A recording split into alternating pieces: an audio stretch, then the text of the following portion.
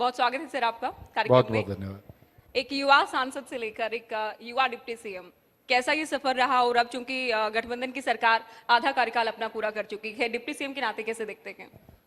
कि 8 साल का एक्टिव पॉलिटिक्स का सफ़र मैं मानता हूं कि बहुत रोमांचक रहा है, बहुत कुछ सीखने को मिला और समय समय पे मुझे लगता है कि बड़े बदलाव भी देखे और आने वाला समय भी मेरा मानना है कि और अच्छा होगा।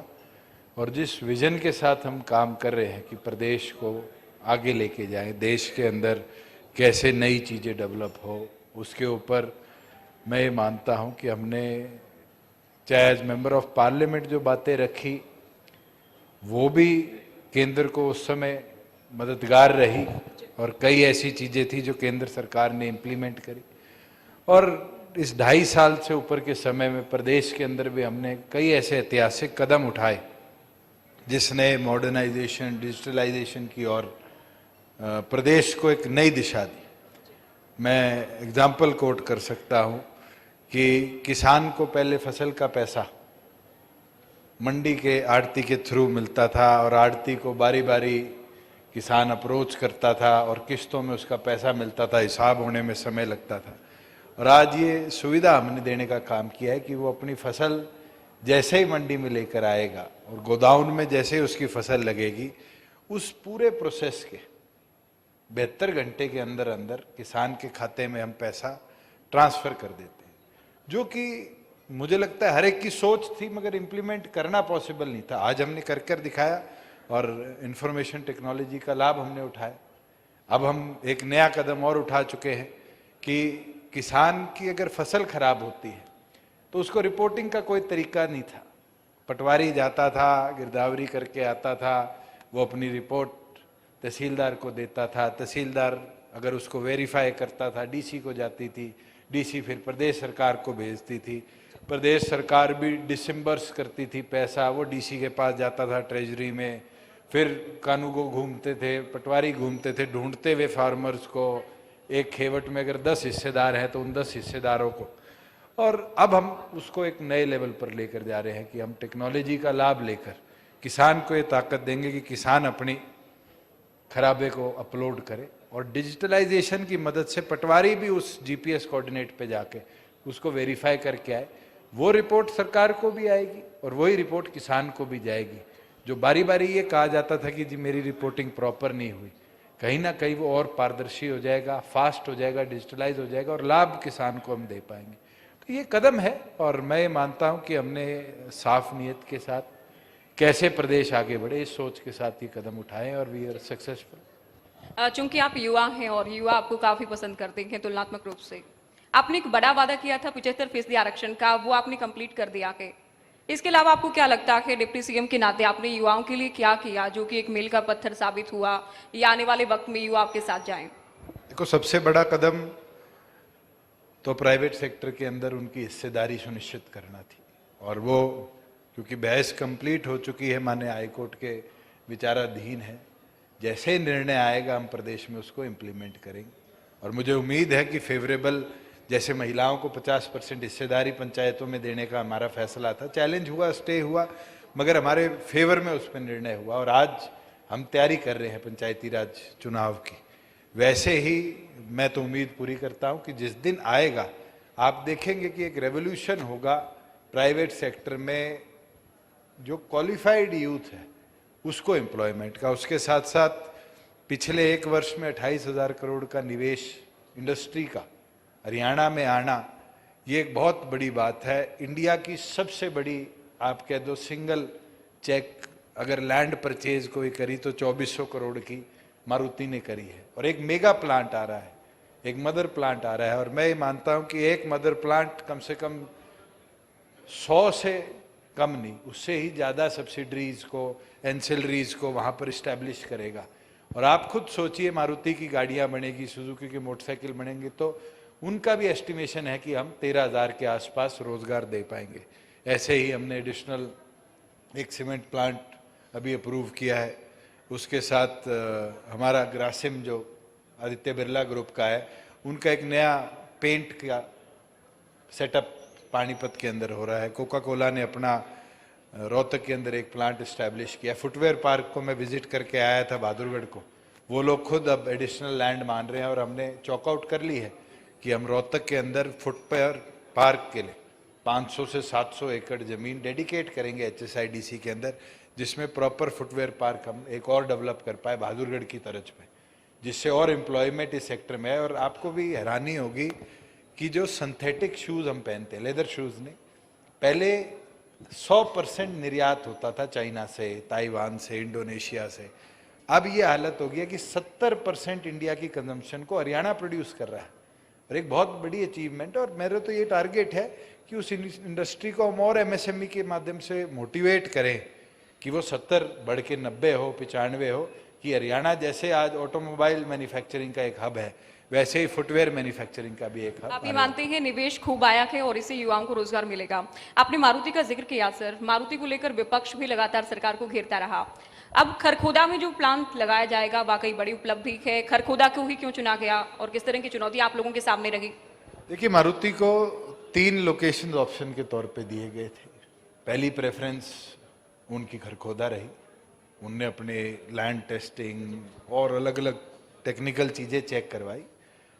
सोना एक ऑप्शन था, झज्जर एक ऑप्शन था, मगर तो प्राइवेट सेक्टर है, हम उनको फोर्स तो नहीं कर सकते, उनको ऑप्शंस दे सकते हैं। और मुझे लगता है कि उनकी बेस्ट चॉइस थी कि MP की कनेक्टिविटी है, जो हमारा इंटीग्रेटेड जो रेल कॉरिडोर बन रहा है 5200 करोड़ का, उसके अंदर मारुति की इक्विटी है, वो भी खरखोदा से जाएगा। तो हर कंपनी का अपना लालच रहता है कि मेरी इक्विटी भी मेरे साथ अटैच रहे, मेरा जो ट्रांसपोर्टेशन है कार्गो का, एक्सपोर्ट का, उसकी कनेक्टिविटी रेल से बेहतर हो। तो मुझे लगता है वो सारी चीज़ें देखते हुए समझते हुए मारुति ने निर्णय लिया। अच्छा, हिसार की अगर बात करें, हिसार एयरपोर्ट आपके ड्रीम प्रोजेक्ट में से एक रहा, हालांकि 2025 का अगर मैं गलत नहीं आप लोग विजन लेके चल रहे हैं, लेकिन हिसार वासी क्या समझे आप आज के इस इंटरव्यू के जरिए कि कब तक बड़े जहाज हिसार में उतरेंगे? दुनिया के किसी एयरपोर्ट पे बड़े जहाज उतरेंगे नहीं उतरेंगे इसको कोई निश्चित नहीं कर सकता, जी, मगर फैसिलिटी अगर हम देंगे, आप एविएशन हब बनाने की बात कर रहे हैं वहां पर, उसके लिए क्या अगर हम प्लानिंग है? फैसिलिटी देंगे तो दुनिया की ऐसी कोई कंपनी नहीं होगी जो अपना जहाज वहां उतारेगी नहीं। अभी तक तो हरियाणा में सबसे बड़ा रनवे जो था प्राइवेट, जो गवर्नमेंट का एयरफोर्स को छोड़ के जो था, वो हिसार का 4500 फीट का था। अदर देन दैट हमारे पास 2500 के भी हैं, 3000 फीट के भी रनवेज हैं। हिसार नॉर्थ इंडिया का one of the biggest non air force operated runway आज हम बना रहे हैं, अंडर कंस्ट्रक्शन है, कारपेटिंग का काम शुरू हो चुका है। एक डिले जरूर हुआ 2-3 महीनों का, क्योंकि पहले कैट 1 लाइट्स लगानी थी, मगर टेक्नोलॉजी एडवांसमेंट को देखते हुए हमने ये निर्णय लिया कि उसमें अब कैट 2 लाइट्स लगेंगे। कैट 2 लाइट्स का जो मेरे संज्ञान में है काम अब शुरू हो जाएगा, 3 महीने का वो पूरा प्रोसेस है। रनवे की क्षमता हमने पूरी कर दी, अब है कि वहाँ पर एडिशनल इंफ्रास्ट्रक्चर क्या देंगे, कैसे लेकर आएंगे। गवर्नमेंट ऑफ इंडिया के साथ हमारा टाई अप हुआ है 1052 एकड़ का, जिसके अंदर हम इंटीग्रेटेड मैन्युफैक्चरिंग क्लस्टर बनाएंगे, जहाँ पर वेयर हाउसिंग भी होगी, मैन्युफैक्चरिंग भी होगी। और प्रदेश के अंदर हमने एरो डिफेंस पॉलिसी लाने का काम किया है पिछली कैबिनेट में। उसका लक्ष्य भी ये है कि जो मेक इन इंडिया का सपना प्रधानमंत्री का है, जिसमें डिफेंस का जो हम लगभग 70% इक्विपमेंट निर्यात करते थे, स्पेयर्स हो, पार्ट्स हो, उसको इंडिया में कैसे मैन्युफैक्चरिंग कराई जाए, उसको हम हिसार की ओर डाइवर्ट करें। आज उत्तर प्रदेश एक हब बन रहा है डिफेंस मैन्युफैक्चरिंग का, क्योंकि उनने ये कदम पहले उठाया, आज हमने उठाया है। और मैं ये मानता हूं कि अगले वर्ष के अंदर आप हिसार का जो IMC है उसके अंदर भी बड़ा निवेश देखेंगे। और 2023 तक जिस दिन उसमें निवेश आ गया, मैं ये गारंटी दे सकता हूँ, आज तो हम उड़ान के अंदर RCS स्कीम के अंदर यहाँ से फ्लाइट्स उड़ाएंगे, और हमने पीछे HAL से अप्रोच भी किया है और उनका सहमति पत्र भी आ गया कि जिस दिन रनवे कंप्लीट होगा, उनका एक 28 सीटर, जो पहले डोनियर 225 होता था, वैसे हिंदुस्तान 225 एक प्लेन है, उसको वो हमें 2 दिन के ट्रायल रन पे देंगे कि RCS स्कीम की फिजिबिलिटी को देखने के लिए। हम हिसार से देहरादून जा सकते हैं, हिसार से धर्मशाला हम जाते थे, हिसार से जम्मू जा पाएंगे, हिसार से अहमदाबाद जा पाएंगे। क्या पता अगर हमारे पास पैसेंजर हो तो हम स्टेट से ही स्पॉन्सर करके हिसार से लेके गोरखपुर होगी, दरभंगा होगी, जो आज एक जो प्रधानमंत्री का कह दीजिए सपना था कि हवाई चप्पल वाला भी हवाई जहाज में बैठेगा, जो बात हमेशा कहते हैं, क्यों नहीं एक लेबर क्लास आज 2.5 दिन के अंदर अपने गांव पहुंचता है और उसको वो फ्लाइट कनेक्टिविटी हम दे दें। और ये एग्जाम्पल मैं इसलिए आपको दे रहा हूँ, मैं पिछले दिनों पिंजौर गया तो पिंजौर एयर स्ट्रिप को हम बढ़ा नहीं सकते क्योंकि एक तरफ हाईवे एक तरफ खाई है। तो वहाँ पर एक व्यक्ति ने मेरे को आकर कहा कि जी आप तो गोरखपुर की पिंजौर से एक छोटा जहाज शुरू करा दीजिए, मैं बैठ के जाऊंगा। और वो रेडी चलाता है, उसका सपना है कि मेरे 2.5 दिन जो आने जाने के इसमें व्यतीत होते हैं उसको मैं कैसे यूटिलाइज करूं। तो और उस उसके सपने को बाद आप लोग पूरा करेंगे उसके जल्दी। बाद हमने कैलकुलेशंस निकलवाई इंडिया की कि इंडिया के अंदर 2nd टियर एसी का जो खर्चा है वो इकोनॉमी क्लास का खर्चा है, और 2nd टियर एसी के अंदर आज के दिन बैठने वाले जो व्यक्ति हैं वो 14 करोड़ है और इकोनॉमी क्लास जहाज में बैठने वाले 16 करोड़ है। इसका मतलब ट्रांसफॉर्मेशन और वो शिफ्ट होना शुरू हो चुका। उसको कौन यूटिलाइज करेगा, कितना बेहतर तरीके से करेगा और कब करेगा, वो है। और कोविड में हमने देखा है दुनिया के लिए क्राइसिस थी, इंडिया ने उसको अपॉर्चुनिटी बनाया, चाहे पीपीपी किट्स हो, चाहे आपके मास्क हो, हर वैरायटी के अंदर। मेरे को याद है हमारे हैंडलूम मैन्युफैक्चरर्स जो थे पानीपत के, वो पीपीपी किट बना के हमें देने लग गए थे, और उस रेट पे जो चाइना से इंपोर्ट होके आता था उसके 1/10 रेट पे। तो हम सक्सेसफुल रहे हैं, क्यों नहीं हम इसको एक सपने तो को पूरा आपके विभागों से जुड़ी, आपके कामकाज, आपकी उपलब्धियों से जुड़ी हमने बात की। निकाय चुनाव करीब है, निकाय चुनाव को लेकर बात करेंगे। साथ में नहीं लड़ेंगे, साथ लड़ेंगे, गठबंधन की मैं बात कर रही हूँ, उस पर भी आएंगे। लेकिन सर आप ये भी बताएं कि शहरी जनता गठबंधन को वोट क्यों दे? क्या किया गया इंफ्रास्ट्रक्चर के लिए, वहाँ की सुविधाओं के लिए गठबंधन सरकार की ओर से? 2.5 साल के अंदर ये तो मैं जरूर कह सकता हूँ कि प्रदेश में एक जो बहुत बड़ी समस्या रहती थी सीवरेज की, उसको दुरुस्त करने के लिए सरकार ने अनेक कदम उठाए। और उसके साथ साथ जो अमृत 2 आ रही है, इसके अंदर भी हम ये प्रपोज कर रहे हैं कि कोई भी शहर जो 1 लाख से कम आबादी का है, आज तक कवर नहीं हुआ, लगभग हमारे पास 80 ऐसी निकाइयाँ हैं, उनको हम इसमें टेकअप करें कि उसमें ये कनेक्टिविटी सीवरेज की जो है ये सबसे प्राथमिक तौर पे दे पाए। आज शहर के आदमी के पास रहने के लिए जरूर है, मगर 3 समस्याओं से वो जरूर कई बार जूझता है। एक, सीवरेज की व्यवस्था जो पुराने शहरों में या तो ब्लॉक्ड है या प्रॉपर नहीं है, उसको दुरुस्त करना। दूसरा, इंटरनल जो रोड्स हैं उनकी व्यवस्था अच्छी हो। और तीसरा, चाहे वो स्पोर्ट्स इंफ्रास्ट्रक्चर हो, पार्क्स हो या एंटरटेनमेंट का इंफ्रास्ट्रक्चर हो, वो बिजली हम पूरी प्रोवाइड करा रहे हैं, पानी आज पूरा प्रोवाइड करा रहे हैं। तो मुझे लगता है कि जो सरकार का फोकस है उसको लोगों ने अपनाया भी है, और इस गठबंधन को मैं ये मानता हूं कि जितनी सीटों पर आज हम खड़े हैं, 18 के आसपास निकायों के चुनाव हैं जिसमें मिलकर लड़ रहे हैं, उनके अंदर मजबूती भी। अच्छा, हरियाणा वासियों के जहन में दुष्यंत जी सवाल ये है कि शुरुआत में ऐसा क्या हुआ कि आप लोग कहते रहे, डॉक्टर अजय सिंह चौटाला जी कहते रहे कि हम गठबंधन में चुनाव लड़ेंगे क्योंकि अब तक भी हम चुनाव साथ में लड़ते आए हैं, लेकिन बीजेपी ने एकाएक मना कर दिया।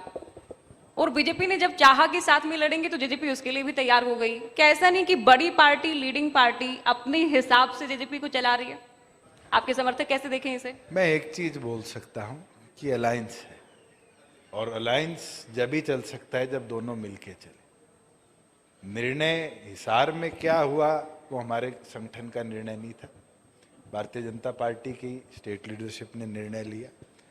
उसके बाद क्या हुआ वो बिल्कुल गठबंधन का निर्णय था कि दिल्ली के अंदर या आपके चंडीगढ़ के अंदर बैठकर ये निर्णय लिया गया कि मिलकर चलना है। और मुझे लगता है कि एक पॉजिटिविटी है, एक प्रोग्रेसिव स्टेप है, और हमारा अलायंस जहाँ स्टेट गवर्नमेंट का है, जो सबसे छोटी हमारी अर्बन गवर्नमेंट है, उसके अंदर भी हम मिलकर लड़ेंगे। ये अलायंस कोई स्टेट गवर्नमेंट का नहीं टूटा था, ये निर्णय लिया गया था बीजेपी द्वारा कि निकायों के अंदर दोनों पार्टियां अपने अपने सिंबल पर लड़े, और कोई एक स्टेट तो सर गठबंधन भी पार्टियों से ही बनता है, बीजेपी और जेजेपी पार्टियां हैं, संगठन हैं, और दोनों संगठन मिलकर सरकार चलाते हैं। तो आज अब बीजेपी ने डिसाइड किया कि मिलकर नहीं लड़ेंगे, तो दुष्यंत तैयार थे, जेजेपी तैयार थी। अब कहा कि मिलकर लड़ेंगे तो उसके लिए भी आप लोग तैयार हैं। नहीं, तो इसके अंदर नेगेटिविटी कहाँ है? नहीं, नेगेटिविटी की मैंने बात नहीं की। इसके अंदर तो पॉजिटिविटी है कि आज के दिन हमारा प्रदेश कैसे प्रगति पर चले। अगर हम अलग अलग भी लड़ लेते, 2 जगह 4 जगह 5 जगह हमारे चेयरमैन बनते, 5-7 जगह बीजेपी के चेयरमैन बनते, कोई तीसरा जीतता चुनाव, उसका लाभ किसको मिलता?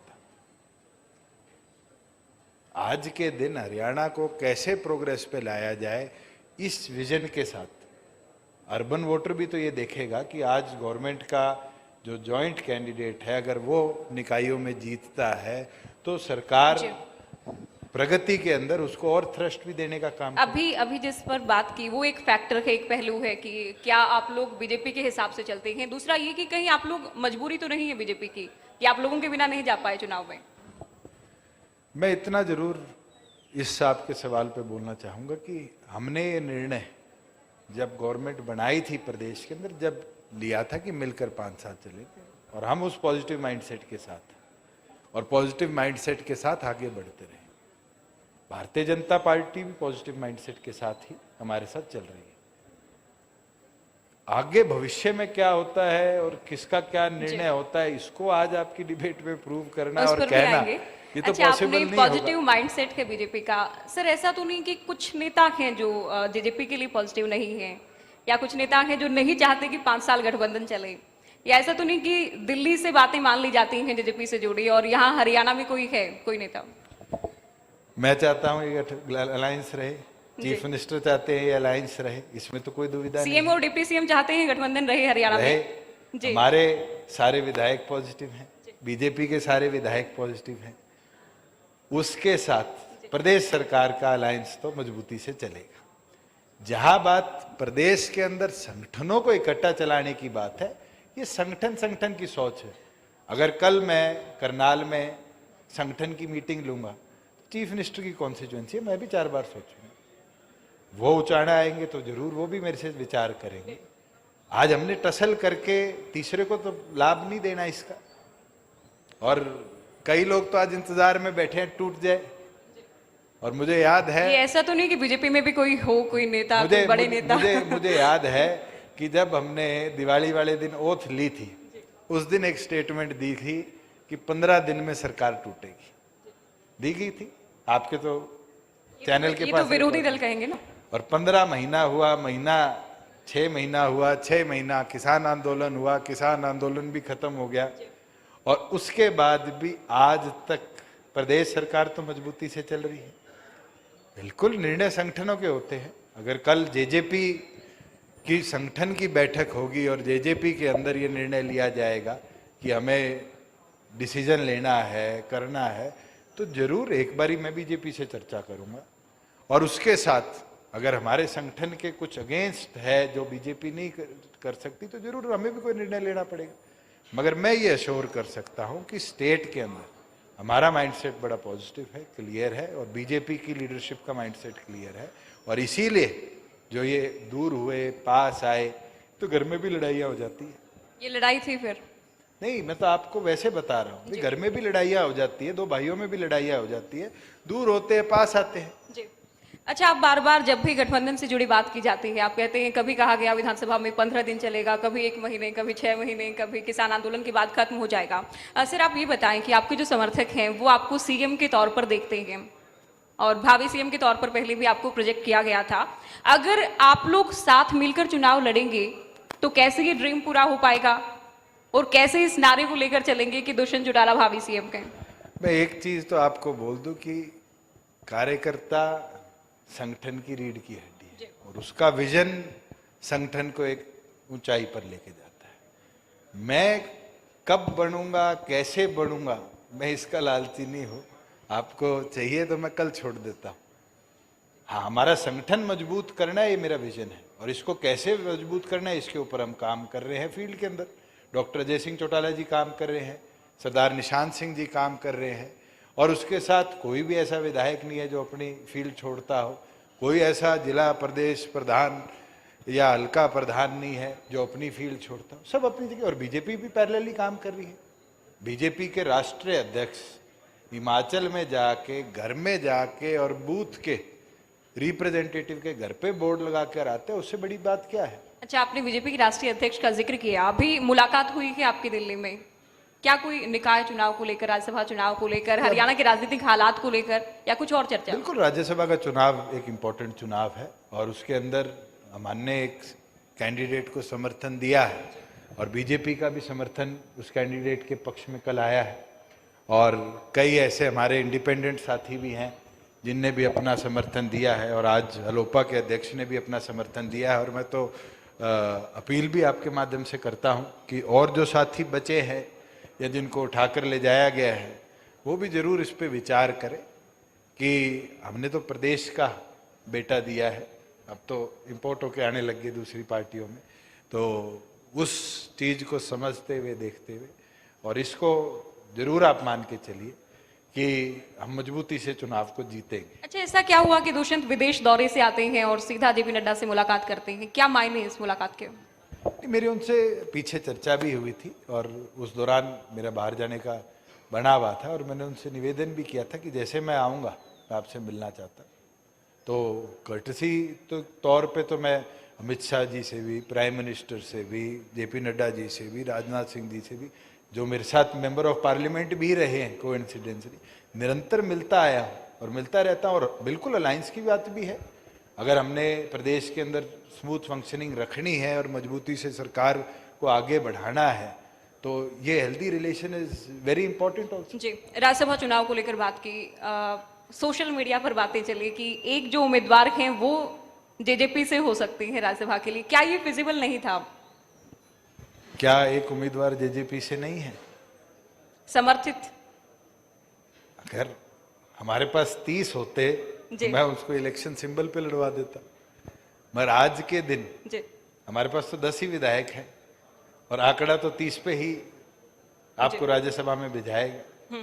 तो हमें बीजेपी के भी 9 साथी मिलेंगे, बिल्कुल 10 हमारे होंगे, लगभग 8 लोगों ने अपना समर्थन दे दिया है और बहुत से लोग हैं जो हमारे संपर्क में हैं, जो आना चाहते हैं, समर्थन देना चाहते हैं। और मुझे तो पूरी उम्मीद है कि जो विश्वास हमने किया है कार्तिकेय जी पे, उस विश्वास को जो हमारे विधायक साथी हैं वो पूरा होगा। आपने पहले सवाल के जवाब में किसानों का जिक्र किया था, किसानों की बात की। आपकी पार्टी जो है किसानों की और खास तौर पर जाट समुदाय से जोड़कर देखा जाता है कि कोर वोट बैंक है आप लोगों का। अब खबरें ये है सर कि ये दोनों ही समुदाय, किसान भी और जाट समुदाय भी, थोड़े निराश हैं जेजेपी से या दुष्यंत से। क्या आपने कभी फील किया इस बात को? अगर आपने फील किया तो कोई प्रयास किए कि अगर कोई निराशा आके तो दूर किया जाए? जेजेपी से नाराज हो ना हो मैं इस पे नहीं, दुष्यंत से जरूर नाराज हो सकते हैं जी, दुष्यंत और से बिल्कुल नाराजगी ये हो सकती है कि किसान आंदोलन में साथ नहीं दिया, मैं मानता हूं और मैं खुल के आपके माध्यम से भी बता देता हूं कि मैंने, मेरा जो सोच थी, मेरा जो विजन था, मैंने पूरा साथ दिया और उसको अचीव कर कर दिखाया। आज कोई मंडी बंद नहीं हुई, जो एक बात कही जाती थी मंडियां बंद होगी, एक मंडी कोई बताए बंद हुई। दूसरी चीज कि एमएसपी खत्म होगी, पहले 6 फसलों पे एमएसपी मिलती थी, आज 13 फसलों पे एमएसपी मिलती है और एडवांस में प्रोक्योरमेंट शुरू होती है। हर साल 10 अप्रैल को गेहूं की परचेज शुरू होती थी, ये पहला साल था कि हमने 1 अप्रैल से हरियाणा की लगभग 400 के आसपास मंडियों को पूरी तौर पे खोल दिया था। प्रोक्योरमेंट बढ़ाई कि कोई किसान लेट भी देना चाहता है तो उसकी खरीद भी हम पूरी करेंगे। तीसरी चीज ये थी कि किसान आगे अपनी फसलों को बेच नहीं पाएगा, हमने उसकी फसल भी खरीदी और उसका पैसा जो 1.5, 2, 3 महीने लेट आता था और सरकार से भी डिले होते थे, उस पर इंटरेस्ट देने का भी वादा किया और इंटरेस्ट के साथ साथ 72 घंटे में किसान को उसका पैसा दिया। क्या ये कदम के बाद भी कोई मेरे से नाराज रहेगा? तो मैं तो चाहूंगा मुझे और चीजें बताई जाए। ऐसा तो नहीं कि जो अच्छा है वो बीजेपी के साथ और जो बुरा है वो दुष्यंत के साथ, कि नाराज हैं तो आपसे हैं, अच्छा किया तो सरकार ने किया, बीजेपी ने किया। मैं तो एक चीज कह सकता हूँ, एक राजस्थान के अंदर लैंग्वेज है बागड़ी, उसमें एक कहावत है कि लड़ियो झगड़ियो छोट की बू पर आकर पड़ियो। भी घर में कोई भी लड़ाई झगड़ा होता है ना, घर में सबसे छोटी वाली को आके रिस्पॉन्सिबल बनाया तो जाता है, वो आपको जिम्मेदार ठहरा दिया जाता है। आज के दिन सबके रड़कता दुष्यंत है। ऐसा क्यों? और वो मेरे को जितना पता है उससे ज्यादा आपको पता है जी। घुमा फिरा के कुछ भी चीज हो जाए, कोई भी अच्छी चीज हो जाए तो फिर चुप हो जाओ और कुछ गंदा हो जाए या किसी चीज को हम पकड़ ले या हम उसकी चोरी रुकवा दे तो जी। दुष्यंत ने करी। अच्छा ये आप अच्छी आप आप खुद देखो कि पिछले 2.5 साल में कितने इंटरेस्टिंग फेजेस आए हमारे प्रदेश में। जीरी जी, मंडियों से सेलर में नहीं पहुंचती थी उसी पर मैं आ रही थी जी। और उसको हमने मॉनिटर करके एक प्रोसेस बनाया, बीच में लोग मॉनिटरिंग के लिए डाले और ये हुआ कि एक एक दाना जीरी का आज सरकार के खाते में आता है। सीबीआई रेड पड़ी हमारे एफिड के गोदाउन पे, केंद्र की टीमों ने रेड मारी, एक कट्टा शॉर्ट नहीं था। That is an achievement. Punjab में 250 गोदाउनों में शॉर्टेज मिली थी, मगर जी स्कैम हो गया। स्कैम नहीं हुआ, एक स्कैम होने से रोका गया और उसको स्ट्रीमलाइन किया। प्रदेश के अंदर हमारा एक्साइज का रेवेन्यू 6100 करोड़ था 2019-20 का। आज जो ईयर एंड हुआ है और होना है 12 तारीख को, उस 12 तारीख को हम 8000 करोड़ टच कर जाएंगे।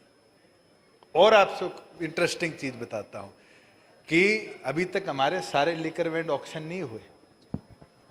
अभी भी हमारे 10 ऐसे जोन मतलब 40 ऐसे वेंड्स हैं जो ऑक्शनिंग पे जाने हैं। उसके बावजूद भी ऑन रिकॉर्ड बोलता हूं, पिछले साल से वेंड्स के रेवेन्यू में 1600 करोड़ का इजाफा है। It is not a small amount. फिर भी शराब घोटाला हो गया। एग्जैक्टली अरे वही चीज है। कोई चोरी रोक दो और उस पे स्ट्रीमलाइन लगा दो। फ्लो मीटर क्यों नहीं लगे थे? हमने लगाए। नहीं, ऐसा तो नहीं कि ट्रैक चोरी एंड ट्रेस। चोरी पकड़ी जाने के बाद रोकने की बातें या प्रयास हो। देखिए जितनी बातें हुई, कथित घोटाले जो सामने आए, कितनी भी बातें कथित करें, घोटाले नहीं है, मैं जी, आपको घोटाले ही कहते हैं। करेक्ट वो करूंगा। सारे आपके विभागों से, विरोधी कहते हैं कि आपके ही विभागों से क्यों रजिस्ट्री घोटाले की बात करें, शराब को लेकर बात मैं करें, आपको- धान घोटाले को लेकर आपको बात एक करें। चीज रेक्टिफाई करता हूं। जी स्कैम शब्द जो है ना, इसकी बड़ा महत्व रखता है। मुझे एक चीज बताओ कि कहीं कोई 4 रुपए की इन्वॉल्वमेंट हुई हो? हमने लीकेजेस जो थी, मिस यूटिलाइजेशन जो थे, उसको रोका। अब 7A की आप बात करते हो, रजिस्ट्री घोटाला बोल दिया, इतनी रजिस्ट्रियां हुई। मैंने विधानसभा में कहा और सीएम ने खुद खड़े होकर ये बात कही कि हम 2010 तक की इंक्वायरी करा देते, और नेता प्रतिपक्ष ने खड़े होकर समर्थन दिया। इंक्वायरी कर रहे हैं ना, इसमें तो सारी गवर्नमेंट्स आ जाएंगी। मैं दिखाता हूं किसके टाइम पे कितनी रजिस्ट्रियां हुई, कितनी रजिस्ट्रियां ऐसी हैं जो अनऑथराइज्ड की हुई। मैंने तो आते ही इसको मॉनिटर किया और इसको रोका, लॉ अमेंड करवाया, एक्ट में अमेंडमेंट करवाई, प्रेसिडेंशियल रेफरेंस करवाया कि अब 1 एकड़ तक की कोई भी रजिस्ट्री होगी उसको आपको 2 नोड्यूल्स चाहिए, एक टाउन कंट्री प्लानिंग से, एक अर्बन लोकल बॉडी से। लोगों को आज दिक्कत आ रही है उसकी वजह से। जिनका काम था, व्यापार था, वो रो रहे हैं क्योंकि उनका काम इलीगल कॉलोनी बसाने का रुक चुका, और जिनका रुका है वो ही कहते हैं जी घोटाला हो गया। क्या आप चाहते हैं मशरूमिंग हो जाए कॉलोनीज की, जिनमें ना पानी देता कोई, ना सीवरेज देता कोई, बिजली का कनेक्शन लेने जाओ तो आपके पास कागज आधे अधूरे हैं, और 90% ऑन रिकॉर्ड कहता हूं, आधी से ज्यादा ऐसी है कॉलोनीज जिनकी रजिस्ट्रियां भी जीपीए पे है, जबकि प्रदेश के अंदर 2000 पता नहीं कब से विदाउट फैमिली जीपीए बंद करी गई है sale and purchase of land के लिए। आज तो उत्तर प्रदेश में, राजस्थान में जाके लोग जीपीएस करा के आते हैं, और कई तो ऐसे एरियाज हैं स्टेट के जिसके अंदर एक जीपीए से दूसरी होगी, दूसरी से तीसरी होगी, ओरिजिनल ओनर की डेथ होगी, उसकी फैमिली क्लेम करके प्रॉपर्टी ले जाती। क्या ये चीटिंग नहीं है? हमने तो उस प्रोसेस को जरूर स्ट्रीमलाइन किया है, उसकी मॉनिटरिंग बढ़ाई है, और मॉनिटरिंग के अंदर जरूर कुछ लोग इन्वॉल्व मिले, हमने एक्शन लिया, सस्पेंड भी करे, एफआईआर भी करी। उस प्रोसेस के अंदर कोई और लेयर्स इन्वॉल्व मिली तो उनको शो कॉज नोटिसेस दिए। क्या हमने उस फाइल को बंद करा के दराज में छोड़ दिया? क्या हमने उस पर एक्शन लेना छोड़ दिया? आपको लगता है हरियाणा की जनता समझेगी इस बात को, या विरोधी जो बार बार कहते हैं घोटाला हो गया, घोटाला हो गया, घोटाला हुआ कि दुष्यंत के विभाग में ही हुआ, कि इसका असर दूर तक जाएगा? मैं एक चीज आपको अश्योर कर सकता हूं कि हमने जितने कदम स्ट्रीमलाइनिंग के उठाए हैं, उससे कोई एक आदमी, 2 आदमी, 5 आदमी जो आज कहते हैं करप्शन होगी, घोटाला हो गया, उनका नुकसान हो सकता है, हजारों का फायदा हुआ। आप आज जाके किसी इंडस्ट्रियलिस्ट से पूछ के आओ कि जो सिंगल विंडो सिस्टम हमने बनाया है, एमएसएमई की हमने जो डायरेक्टरेट बनाई है, उससे कितनी लेयर जो उनको दफ्तरों की पहले पार करनी पड़ती थी, उसको आज खत्म होते हम देख रहे हैं। 45 दिन के अंदर उसके सारे कागज पूरे हो जाते हैं, पहले सालों साल लग जाते थे। क्या ये चीज प्रदेश के प्रगति के पक्ष में है? अगर है तो चाहे मेरा नुकसान हो, चाहे उससे किसी और का फायदा हो, हम वो कदम उठाएंगे। आज मैंने किसान के लिए आपको बताया आता है कि अब हमने पोर्टल बना दिया कि वो कंप्लेंट अपनी कर पाएगा। बिल्कुल उसमें कईयों की दिक्कत होगी, पटवारियों को दिक्कत होगी सबसे ज्यादा, तो क्योंकि अगर एक गांव के 200 किसानों ने ये लिख दिया कि मेरी फसल को नुकसान पहुंचा, तो उसको 200 खेत वेरीफाई करके आने पड़ेंगे, ना कि एक कॉर्नर पे खड़े होकर रजिस्टर पे लिख दे कि हाँ 50 एकड़ के नुकसान है। क्योंकि जीपीएस कोऑर्डिनेट्स के साथ उसको रिपोर्टिंग करनी पड़ेगी।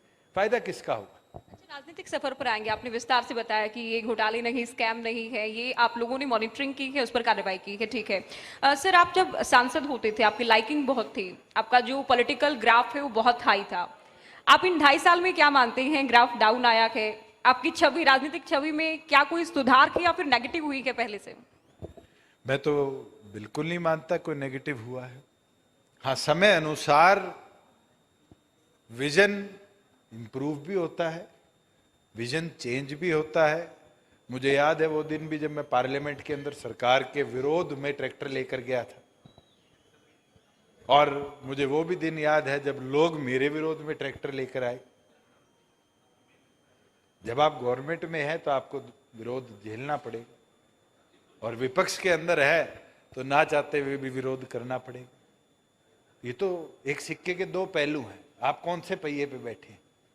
और मैं ये मानता हूं कि अगर हमने नेक नियत के साथ और पॉजिटिव विजन के साथ और प्रदेश को अच्छा कैसे किया जाए उस पर काम किया है, तो कहीं नेगेटिविटी नहीं है। बिल्कुल एक सेक्शन जरूर हो सकता है जिसके मन में ये जरूर आया हो भाई किसानों का साथ नहीं दिया। अगर कोई मेरे से नाराज है तो मनाना मेरा काम है। मैंने कोई 4 दिन में तो रिटायर नहीं होना। मना लेंगे अगर नाराज हैं मैं तो। कोई आपको रियलाइज हुआ कि नाराज हैं? मैं कोई गवर्नमेंट एम्प्लॉय तो नहीं हूं जिसको एक बार नौकरी लग गई और वो 50 पे एक बार रिव्यू होगा, 55 पे एक बार होगा, और 58 पे अगर 2 साल की एक्सटेंशन मिलेगी तो मिलेगी। मैं तो एक इलेक्टेड रिप्रेजेंटेटिव हूं और मेरा एग्जाम तो हर 5 साल में है। और मैं एमपी था, मैंने बहुत काम किया, आप ही खुद भी कह रहे थे। उसी हिसार में 3,09,000 से आ रहा, और उसी के जस्ट बाद उसी लोकसभा के एक सेक्शन में जहां मैं 5,000 से आ रहा, वहां मैं 47,000 कुछ वोटों से विधायक चुन के आया। अगर लोग मेरे पक्ष में है, लोग विपक्ष में है, तो वोट चेंज जरूर हो सकता है। अगर मैं काम कर रहा हूं, मैंने ग्राउंड पे काम कर कर दिखाया है, वो बदलाव कर कर दिखाया है, तो नेगेटिविटी जरूर एक ये काम का सेक्शन हिस्सा के है। अगर इसे ये है तो इसे आप ठीक कर लेंगे। अभी बहुत समय है आपके पास, अभी समय युवा लीडर आप समय हैं, ये आप कह राजनीतिक रहे हैं। आदमी के पास नहीं होता। ये तो हर रोज चीजें बदलती है। पर मैं एक चीज जरूर कह सकता हूं कि मैंने कोई गलत सोच के साथ काम नहीं किया। जी, मैंने जितने कदम उठाए हैं वो प्रदेश को कैसे मॉडर्नाइज किया जाए, कैसे प्रोग्रेसिव बनाया जाए, कैसे आईटी का लाभ उठाकर लोगों की समस्याओं को जल्दी निपटाया जाए, इन चीजों को इम्प्लीमेंट करने का कदम उठाया है। मैं आपको एक चीज बताता हूं कि मनरेगा से पीछे एक रूल बन गया था कि जोड़ की खुदाई हो। किसी ने नहीं सोचा कि जोड़ की खुदाई मनरेगा से आप कराओगे तो foot by foot, 4 by 4 foot के गड्ढे खुद जाते हैं। मगर एक जो पुराने जमाने में लेयर मिट्टी की उतारी थी जिससे पोर्सिटी बनी रहती थी, उस लेयर को आप डिस्ट्रॉट नहीं कर सकते थे। हमने निर्णय लिया, चीफ मिनिस्टर ने, मैंने बैठ के निर्णय लिया, 800 करोड़ का हमने बजट रखा, पॉन्ड अथॉरिटी को दिया कि अब हरियाणा प्रदेश के 6,000 तालाब इस साल, और बचे जो 14,000 टोटल है उसके अंदर 8,000 तालाबों को अगले साल हम टेकअप करेंगे। और उस पर अब काम शुरू हो रखा है। हमने एक एक विधायक से निवेदन किया, आप अपनी कॉन्स्टिट्यूएंसी में जाकर मॉनिटर करो। अगर हमारा विजन ना होता तो क्या ये कदम उठाया जाता? क्या 800 करोड़ रुपए डाइवर्ट करे जाते? आज प्रदेश के प्रत्येक जिले के अंदर मेडिकल कॉलेज बन रहा है। आज खेलो इंडिया जैसा प्रोग्राम, बहुत सारे काम हैं और बहुत सारी उपलब्धियां हैं। शुरुआत में मैंने 2.5 साल को लेकर आपसे पूछा कि क्या कुछ उपलब्धियां रखी। सर, एक शब्द में या एक काम में आप जवाब दे पाए कि सबसे बड़ी उपलब्धि जिसके लिए दुष्यंत को याद किया जाएगा कि डिप्टी सीएम के तौर पर ये सबसे बड़ी उपलब्धि थी, इसमें युवाओं के लिए आरक्षण का भी जिक्र ना करें और महिलाओं के लिए आरक्षण का अगर जिक्र ना करें? हरियाणा प्रदेश को मॉडर्नाइज कर रहे हैं। ये सबसे बड़ी उपलब्धि। तो हरियाणा प्रदेश को आपने मॉडर्नाइज किया। आप बताइए ई खरीद कभी सुना था? जी नहीं, इसके लिए तो बीजेपी भी क्रेडिट लेती है सर। आप लोग भी दुष्यंत की उपलब्धि क्या इसे मान लिया जाए कि जो फसलें पहले नहीं खरीदी जाती थी एमएसपी पर, वो खरीदी जाती हैं, तो इसका क्रेडिट दुष्यंत चौटाला को जाता है? मैं एक चीज बोल सकता हूँ, 2.5 साल में मैंने कभी क्रेडिट नहीं खेला। और क्रेडिट तो ऐसा उधार है, वो अगर आपके कार्ड पे चल जाए तो भी आपको चुका के आना पड़ता है। अच्छा देखिए, युवाओं को लेकर आप क्या कहेंगे? आपकी बहुत सारी वीडियो सोशल मीडिया पर आती हैं, फिटनेस को लेकर आप काफी ध्यान देते हैं। जो युवा नशे की तरफ जा रहे हैं, खासतौर पर सिरसा फतेहाबाद की बात करें, उनके लिए आपका क्या संदेश है मंच से? मैं तो एक चीज कहना चाहूंगा कि आपकी हेल्थ आपकी वेल्थ है। अगर आपका mind and soul in sync है तो आप जरूर ठीक रह सकते हैं, और अगर वो सिमेट्री से बाहर चला जाता है तो इनडायरेक्टली आपको नुकसान होता है। और मैंने पोस्ट कोविड देखा, मेरा भी 5 किलो वजन बढ़ गया था, और वो इसलिए बढ़ गया कि घर में सारे बंद हो गए, बाहर फील्ड में जाना छूट गया, कुर्सी पे बैठे रहो, मीटिंग, और मीटिंग के साथ नई चीज और थी, काजू आ जाए वो खा लिया, कुछ खा लिया, और धीरे धीरे आपकी बॉडी उसको रिएक्ट करती है। और मैंने फिर संकल्प लिया भी वजन कम करना है, और वजन कम करने के लिए मैंने वर्कआउट शुरू किया। और धीरे धीरे मैं देखता था सोशल मीडिया पर, कई बार मेरे साथ एमपी भी रहे पूर्व मंत्री राज्यवर्धन राठौड़, वो जिम कर रहे हैं। एक दिन मैंने देखी किरण रिजिजू जिम कर रहे हैं। अगर उस एज में जाके भी वो पॉलिटिक्स के साथ एक्सरसाइज कर सकते तो हम तो अभी 32-33 साल के हैं, और अगर आज नहीं करेंगे तो कब करेंगे? 60 के बाद तो 2 ही चीज बचती है, योगा कर लो, सैर कर लो। आज ही समय है कि आप अपनी हेल्थ पे भी टाइम दो, अपने माइंड एंड सोल पे भी टाइम दो। और मैं तो सारे युवाओं को कहूंगा कि जिस दिन आप एक्सरसाइज की ओर जाएंगे, मैं एमपी था, मैं बैडमिंटन रेगुलरली करता था, मैंने तो चंडीगढ़ आकर भी अपना रूटीन चालू रखा है, और उसका लाभ बहुतों को मिला। मैं सेक्टर 7 का जो स्टेडियम है उसमें गया, वुडन फ्लोर थी, हमने प्रयास किया, किरण खैर जी से रिक्वेस्ट करी, उनने भी एमपी लैड से पैसा दिया, और उससे हमने आज वहाँ 4 सिंथेटिक कोर्ट्स बना दिए। और जहाँ पहले 20 प्लेयर खेलने आते थे वहाँ अब क्यों लगती है, हमने सिरसा के अंदर 3 सिंथेटिक कोर्ट बनाए। हमें प्रयास करा हिसार में भी हमें जगह मिल जाए तो बड़ा इंडोर स्टेडियम हम बनाए, जींद के अंदर बनाए। मुझे लगता है खेलो इंडिया से हमारे 5 शहरों के अंदर ऑलरेडी स्पोर्ट्स इंफ्रास्ट्रक्चर केंद्र की मदद से और प्रदेश सरकार के फंड से और डेवलप हो जाएगा। तो मुझे लगता है युवाओं को उस ओर चलना पड़ेगा, और आप चल जाओगे तो अपने आप ही नशे और इस तरह की गलत आदतों से अपने आप दूर हो जाओगे। और ये बहुत जरूरी भी है, काबिले तारीफ मैं तो भी मानता है हूँ कि हमने पंजाब की जनरेशन चेंज होती देखी है, और ये इम्पैक्ट धीरे धीरे प्रदेश में हमें दिखा है।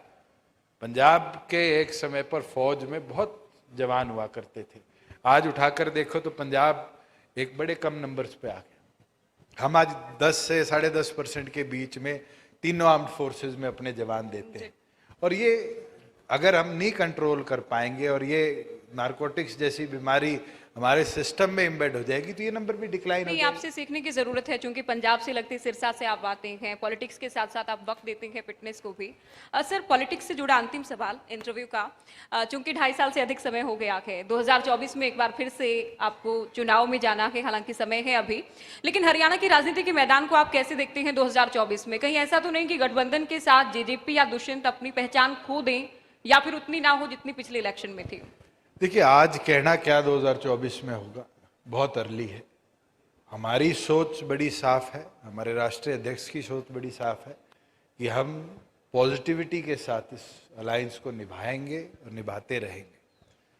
आगे क्या होता है ये तो भविष्य की गर्भ में है, मगर बिल्कुल मेरी सोच ये है कि हम लोकसभा भी मिलकर लड़ें और विधानसभा भी मिलकर लड़ें। मगर मेरी सोच भविष्य में सही हो गलत हो, आज कहना इस पे बड़ा मुश्किल है। बहुत शुक्रिया सर, आपने वक्त दिया और बेबाकी से विस्तार से सार्थक जवाब आपकी ओर से दिए गए हैं। विरोधियों को भी आपने जवाब दिया कि घोटालों को लेकर जो आरोप लगाए जाते हैं, सरकार के कामकाज को लेकर, खुद की अपनी उपलब्धियों को लेकर, गठबंधन के भविष्य को लेकर, निकाय और राज्यसभा चुनाव को लेकर विस्तार से आपने बात की। बहुत शुक्रिया आपका बहुत यहाँ आने के धन्यवाद। लिए, वक्त देने के लिए शुक्रिया।